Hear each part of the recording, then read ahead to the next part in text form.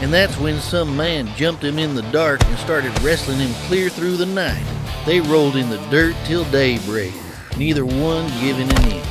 And when that man saw Jacob just wouldn't quit, he reached out and popped Jacob's hip clean out of joint. Previously on the Redneck Bible. Jacob showed up at Uncle Laban's place, fell head over boots for Rachel, but old Laban pulled a fast one on him and swapped in Leah. So Jacob ended up working 14 long years for the two sisters. But the Lord blessed the boy. His flocks exploded till he had more livestock than that whole mobile home park could hold. Jacob got wind that Laban's boys were flapping their gums saying, "Man, Jacob done used Daddy's stuff to make himself rich. He's picking our old man clean like a Sunday chicken bucket." And Jacob noticed Laban wasn't looking at him the same no mo, more like a father-in-law who just found out you dented his truck. That's when the law told Jacob, "Boy, pack your bags and head back to the land you was born in. I'll be right there with you."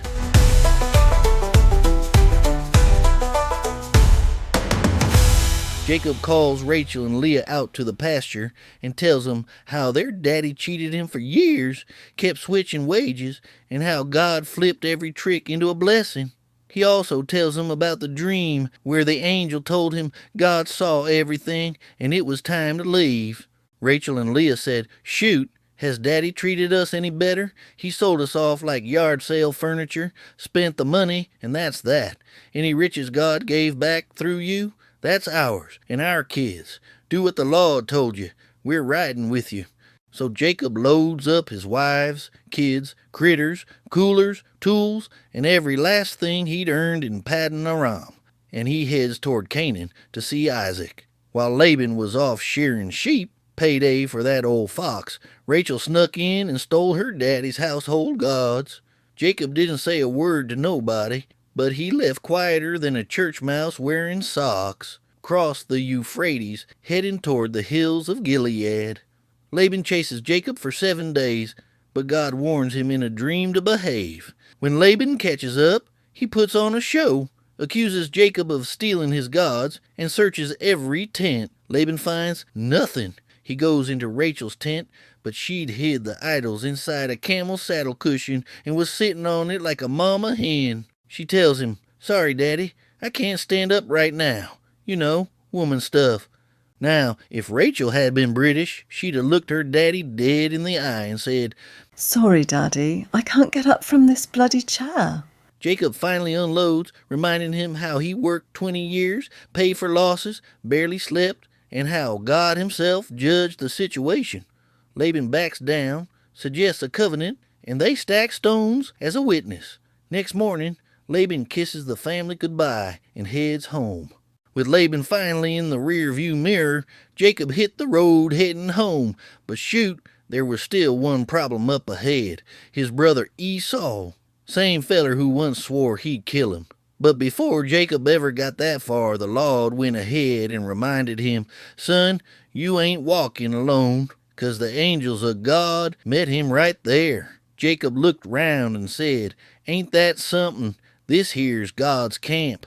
So he named that place Mahanaim, meaning 2 camps. Jacob sent messengers ahead to his brother Esau, way down in Seir, Edom, trying to smooth things over. But they came back saying, "Esau's on his way, and he's bringing 400 men. Jacob lost his breath. Scared ain't even the word. So he split his people and livestock into 2 camps, reckoning that if Esau hit one, the other might still make it out. Then Jacob bowed his head and prayed. He told the God of Abraham and Isaac how he crossed the Jordan years back with nothing but the shirt on his back, and begged the Lord to spare his family. After that, Jacob started sending gift after gift ahead of him. 200 she-goats, 20 he-goats, 200 sheep, 20 rams, 30 camels with their young, 40 cows, 10 bulls, 20 female donkeys, and 10 males. Herds of hundreds rolling out one by one, hoping to cool Esau's temper before they ever came face to face. 30 camels, hundreds of critters, and that was just a gift. Lord have mercy. Jacob wasn't po no mo. He was rich enough to lose a fortune and keep on walking. That night, Jacob got everybody across the river Jabbok. Then he turned back and stayed behind, all by himself. And that's when some man jumped him in the dark and started wrestling him clear through the night.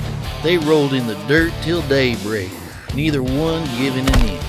And when that man saw Jacob just wouldn't quit, he reached out and popped Jacob's hip clean out of joint.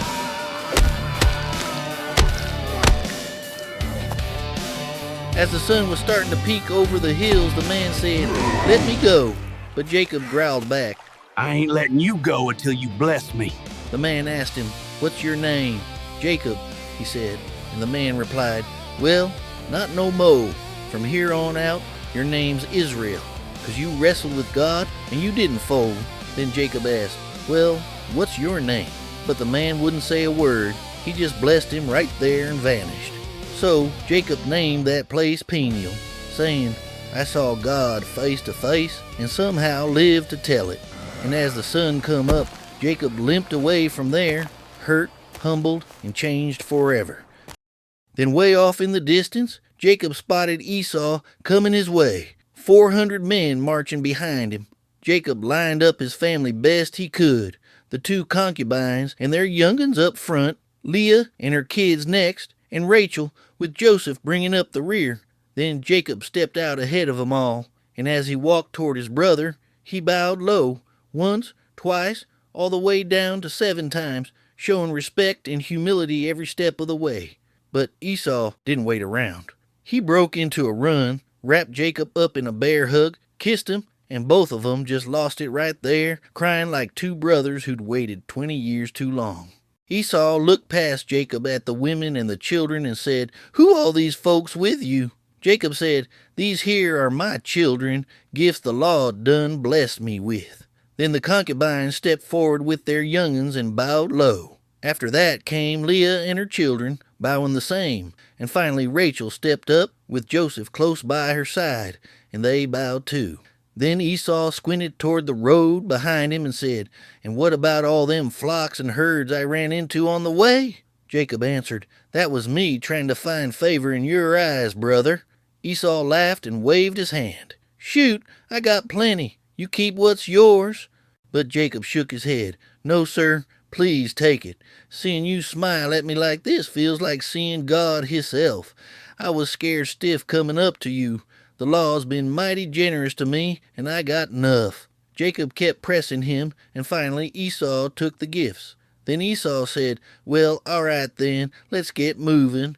Me and my men will ride with you and lead the way." But Jacob said, "You can see for yourself. The kids are little, and the flock's got young ones. If we push 'em too hard, they won't make it. You go on ahead, and we'll follow slow and steady, meeting up with you later down in Seir."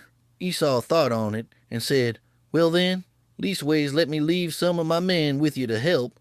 Jacob answered, "No need, brother. We'll manage just fine. I appreciate it, though." So Esau headed back toward Seir that same day. Jacob, meanwhile, moved on with his household as far as Succoth. There he built himself shelters and pens for his flocks. That's why the place got called Succoth, meaning huts. After that, Jacob made it safe to Shechem in the land of Canaan and set up camp outside the city. He bought the land from Hamer's family for 100 pieces of silver. And right there, Jacob built an altar and called it El Elohe Israel. The God of Israel is my God. Quick pit stop, y'all. We're going through the whole good book, Redneck-style. Watch the whole series from the first episode after this one to catch up. One day, Dinah, Leah's daughter, went out to visit some of the local girls. That's when Shechem, son of Hamer, the Hivite chief, saw her, took her by force, and dishonored her. Afterward, twisted as it was, Shechem got attached to her. He tried talking sweet, trying to win her over, and then went crying to his daddy saying, "Get this girl for me. I want to marry her." Word reached Jacob about what had been done to Dinah, but his sons were still out in the fields with the cattle, so Jacob held his tongue till they got back. Not long after, Hamor showed up to talk things over, just as Jacob's sons came home. When they heard what happened, they were sickened and furious. What had been done to their sister was an outrage, plain and simple. Hamor spoke up and said, My boy Shechem's in love with your daughter. Let him marry her. Matter of fact, why don't we just join families? Y'all live among us, trade here, settle down, get rich." Then Shechem himself stepped forward and begged Dinah's father and brothers, "Name your price, dowry, gifts, whatever you want. Just let me have her as my wife." Dinah's brothers answered him with lies, speaking deceitfully because of what he'd done. They said, "We can't do that. You ain't circumcised. That'd be a disgrace to our people. But if every man in your city gets circumcised like us, then we'll live together and become one people. Otherwise, we take our sister and leave."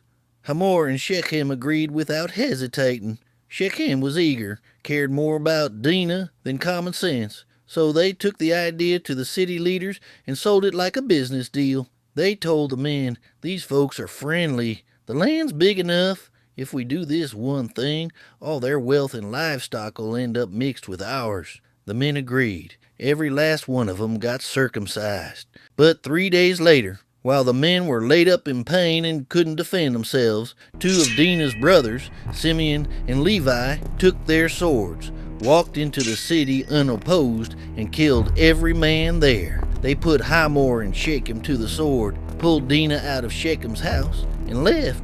After that, Jacob's household stripped the place clean. They took the flocks, the herds, the donkeys, everything. They carried off the women, the children, and all the goods, because their sister had been shamed there. After it was all over, Jacob said to Simeon and Levi, "You've brought trouble on me. You made us stink to every tribe round here. We're few, and now they'll band together and wipe us out." But they shot back, "Should our sister be treated like a common prostitute?" The law told Jacob, "Pack it up and head on to Bethel. Settle there and build me an altar. Same God who met you when you was running from Esau." So Jacob gathered everybody in his household and said, "All right now, hand over them foreign gods, wash up and change clothes. We're going to Bethel to worship the God who answered me when I was in trouble and stuck with me all the way." They gave Jacob all their idols and earrings, and he buried them under an oak tree near Shechem. Then they hit the road again, and the fear of God fell on every town they passed through, so nobody messed with them. They made it to Luz, also called Bethel, and Jacob built an altar there, calling it the God of Bethel, because that's where God first showed up to him when he was on the run. Not long after, Deborah, Rebekah's old nurse, passed away. They buried her under an oak tree, and folks started calling it the Oak of Weeping. God appeared to Jacob again and blessed him, saying, "Your name ain't Jacob no mo. From now on, you're Israel." God had told him his new name back in the dark, but now he said it again, out in the open, to make it official. Then God said he was almighty, promised him nations, kings, and the same land he'd promised to Abraham and Isaac. Jacob set up a stone pillar right there, poured wine and oil on it, and named the place Bethel, House of God. Jacob had marked that spot once before, back when he was running. Now he marked it again, this time as a man who made it back. After that, they headed toward Ephrath, but Rachel went into hard labor on the road. She gave birth to a son, but it took her life. With her last breath, she named him Ben-Oni, son of my sorrow, but Jacob called him Benjamin, son of my right hand. Rachel was buried near Bethlehem, and Jacob set up a stone marker over her grave. Israel kept moving on and camped beyond the Tower of Ader. While they were there, Reuben crossed a hard line and slept with Bilhah, his father's concubine, and Israel heard about it. Jacob had 12 sons, from Leah, Reuben, Simeon, Levi, Judah, Issachar, and Zebulun. From Rachel, Joseph and Benjamin. From Bilhah, Dan and Naphtali. From Zilpah, Gad, and Asher. Finally, Jacob made it home to his father Isaac in Mamre, near Hebron.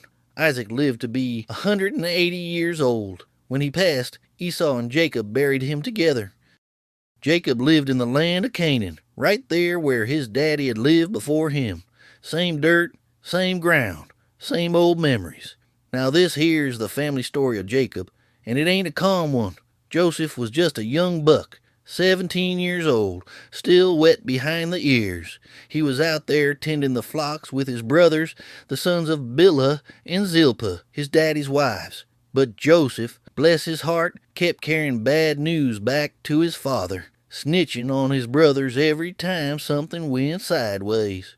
Now Israel, also called Jacob, loved Joseph more than all his other boys, 'cause Joseph was born when Jacob was already old and worn down by years. So Jacob made him a special robe, long sleeves and all, real noticeable, real fancy, standing out like a clean shirt at a hog farm. When Joseph's brothers saw their daddy loved him more than the rest, that love turned sour quick. Hate started settling in, slow and heavy. They couldn't even bring themselves to speak decent to Joseph, not one kind word, not ever. One time Joseph had him a dream, and when he told it to his brothers, that hate just dug in deeper. Joseph said, "Now listen here, y'all. Let me tell you what I dreamed. We was out in the field tying bundles of wheat. All of a sudden my bundle stood straight up, tall and proud, and y'all's bundles gathered around it and bowed down to mine." His brothers snapped back, "What? You reckon you're going to be king over us now? You truly think you're going to rule us?"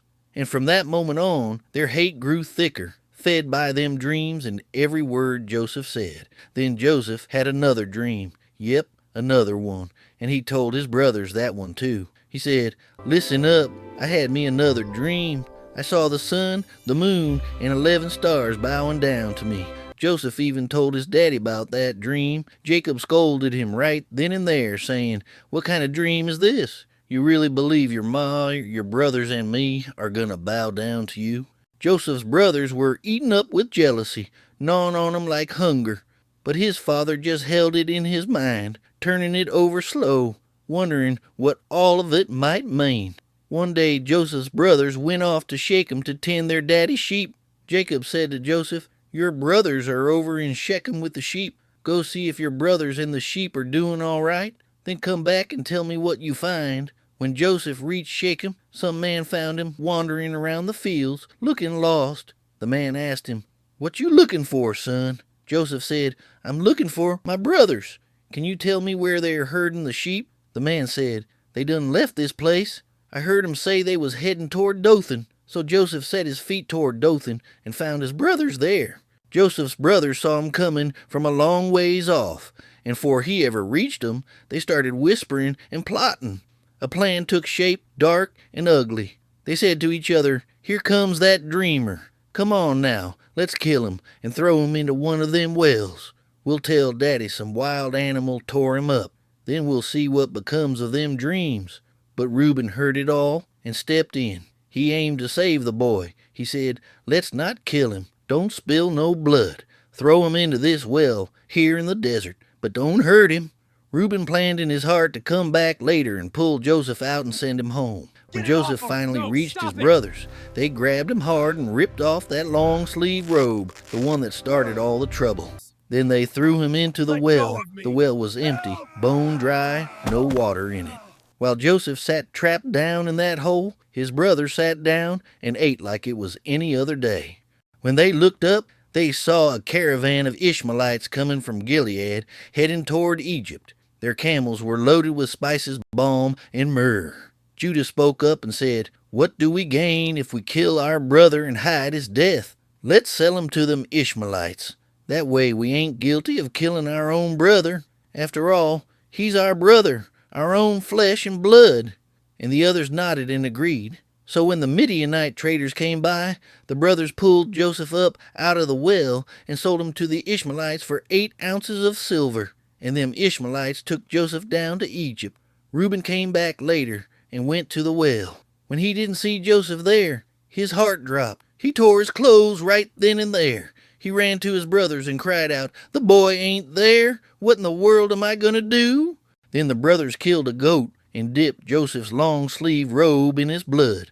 They carried that robe back to their daddy and said, "We found this robe. Look it over careful. See if it's your son's robe." Jacob looked at it and said, "That's my son's robe. Some savage animal has eaten him. My son Joseph's been torn to pieces." Jacob tore his clothes, put on rough cloth, and mourned his son for a long, long time. All his sons and daughters tried to comfort him, but he wouldn't be comforted. Jacob said, "I'll grieve for my son till the day I die." And he wept for Joseph. Meanwhile, the Midianites who bought Joseph carried him down to Egypt.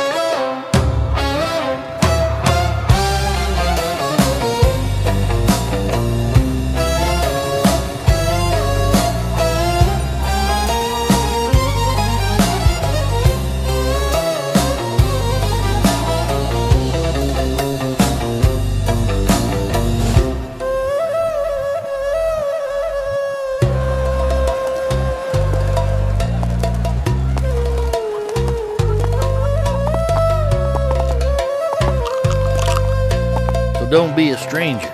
Subscribe and turn on them notifications so you don't miss a single twist in the Redneck Bible. During season, new episodes dropping every Wednesday at high noon, Phoenix, Arizona time. And if y'all want to keep this project rolling down the dirt road like a rusty old pickup truck all the way to the apocalypse, slam them super thanks or use the link in the description. And the good Lord will multiply that seed like Jacob's gifts to Esau. See y'all then, and remember, if the good book's got it, we gonna read it redneck style.